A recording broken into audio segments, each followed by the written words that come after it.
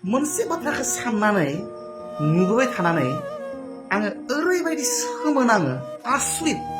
माने फाग्ला जायो आरो साननानै एसेबां मोनसे माने गभर्नमेन्टनि सिस्टेमनि मोनसे एजेन्सि जानानै CSB आव माबोरै मानसिफ्रा खामानि मावनानै दोनबाय थायो आं फाग्ला जायो साननानै CSB नि चेयारमेनखौ लाफानानै गासैबो खामानि मावग्रा मानसिफ्रा आनक्वालिफाइड आनइडुकेटेड मानसिफोर नामा आसरित एग्जामनि सिस्टेमानो जाखाया रिक्रुटमेन्टनि प्रसेसनिफ्राय जागायजेननानै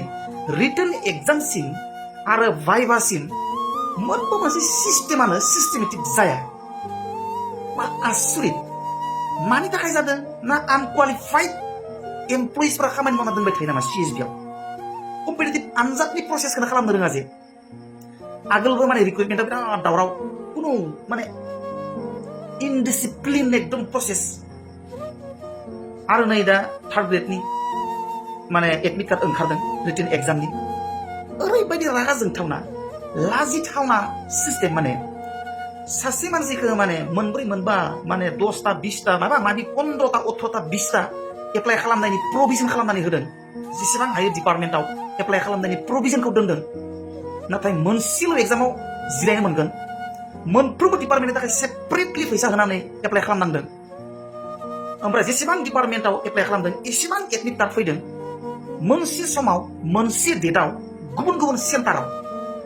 मा मुर्खामिनि खामानि जादों बियो माने नों साननानै माने गाबगोन ना मिनिगोन ना सोरखौ रागा जोंगोन नों माने फाग्ला जागोन साननानै नों सोरबायदि जे मुर्खसो बुंगोन ना जाम्बासो बुंगोन ना आनक्वालिफाइडसो बुंगोन ना आनइडुकेटेडसो बुंगोन बै CSB थानाय एमप्लयिसफोरखौ ना सरकारनिसो दाय ना बै CSB नि बर्डनिसो दाय जियानो जाया मानो सरकारानो जाथों CSB माने बर्डआनो जाथों सिस्टेमाव जानांगोन ना बुस्थुफ्रा रिक्रुटमेन्टनि प्रसेस सिस्टेमाव जानांगोन एग्जामफ्रा सिस्टेमाव जानांगोन रिटन एग्जामा सिस्टेमाव जानांगोन माने एप्लिकेसन साबमिट खालामनायनि प्रसेसा रिक्रुटमेन्टनि प्रसेसा आनजादनि प्रसेसा सिस्टेमेटिक आरो डिसिप्लिन जानांगोन ना ओरैबायदि इनडिसिप्लिन आउट अफ इमेजिनेसन थारमाने मा थारमाने माबा नामा बियो जेनेबा मोनसे बै गोरिब मानसिफोरनिफ्राय बोख्ल'नायनि खायदा नामा बियो इनडाइरेक्ट टेक्स नामा बियो सरकारा बै जानो गैयै मानसिफोरनिफ्राय बोख्ल'दों नामा एक्सप्लयटेसन खालामदों नामा माने 10टा 20टा 15टा डिपार्टमेन्टआव सेपारेटलि एप्लाइ खालामहोनानै बिसोरनिफ्राय 200 300 500 थाखा बोख्ल'नानै बै जानो गैयै मानसिफोरखौ साख्रि नागिरग्रा मानसिफोरखौ आनएमप्लयड मानसिफोरखौ माने बोख्ल'नानै बुथारनो नागिरदों नामा थारमाने जेराव 15टा 10टा 20टा एप्लाइ खालामहोनानै मोनसेल' एग्जाम होनो मोनगोन आरो एप्लिकेसन खालामनायनि सिस्टेमखौनो सोलायना होनांगोन ना जायखिजाया मोननैल' खालामनो हायो बा मोनसेल' खालामनो हायो मोनसेल' माने एग्जामाव 10टा 20टा एप्लाइ खालामबाबो मोनसेल' एग्जाम होनो मोनगोन ओरैबायदि मोनसे प्रसेस थानांगोन ना दा बे सिस्टेमाथ' जायाखैना जेनेबा नोङो सोरबा 15टा 20टा एप्लाइ खालामदों एडमिट कार्डआबो 10टा 20टा 15टा फैदों एखे डेटआव एखे टाइमाव गुबुन गुबुन सेन्टाराव थारमाने मा सासेयानो 10टा 20टा रुट लानो हायो नामा बिटिसिनि मानसिफ्रा मोनसे डेटआव मोनसे समाव मोनब्रै मोनबा सेन्टाराव एग्जाम होनो हानाय जाजोब्बाय नामा बिटिसिनि मानसिफ्रा मायबा सुपार नेचारेल पावार मोनबाय नामा बिटिसिनि केन्डिडेटफोरा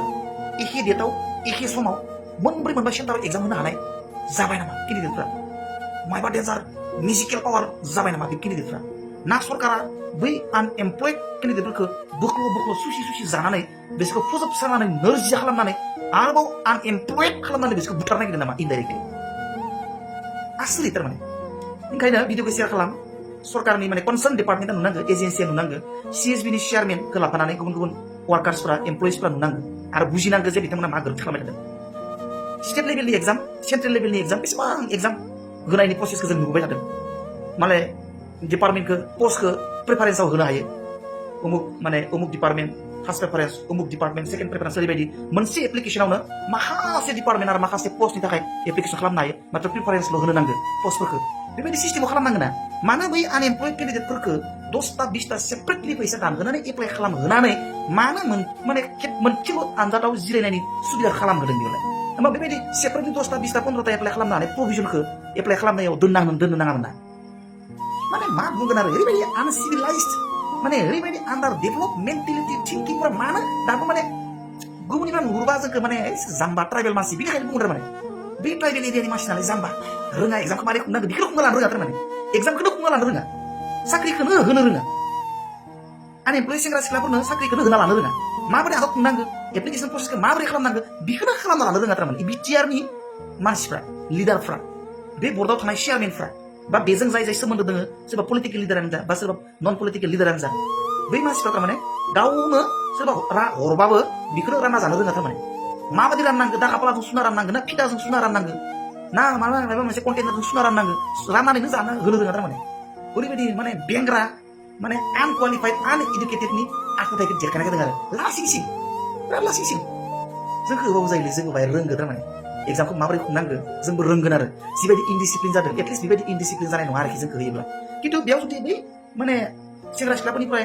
एक्सप्लइट फैसा सोबख्लावनानै जाख'नायदोंबाथ' बेयाव बुंनो गोनां गैला आरो बेबायदि जादोंबाथ' एकदम कर्स जादों आरोखि गाज्रि जादों आरोखि मुगैथावना जादों आरोखि रागा जोंथावना मुगैथावना जादों आरोखि खाराब एकदम नेखार बाखार सिस्टेम जादों आरोखि काराप्टेड सिस्टेम थारमाने जुदि बेबायदि मेन्टेलिटिनि जुदि सिस्टेमा बेयाव जुदि सरजाबना दोङोबा आरोखि भिडिअखौ शेयार खालाम बयबो नुथों जायफ्रा बे खामानिखौ मावबाय थादों बे खाराब भाइरेल भिडिअखौ नायस्लाय शेयार खालामस्लाय बेखौ खेबसे खालामनानै हो सोरनिबा लाब जानो हागौ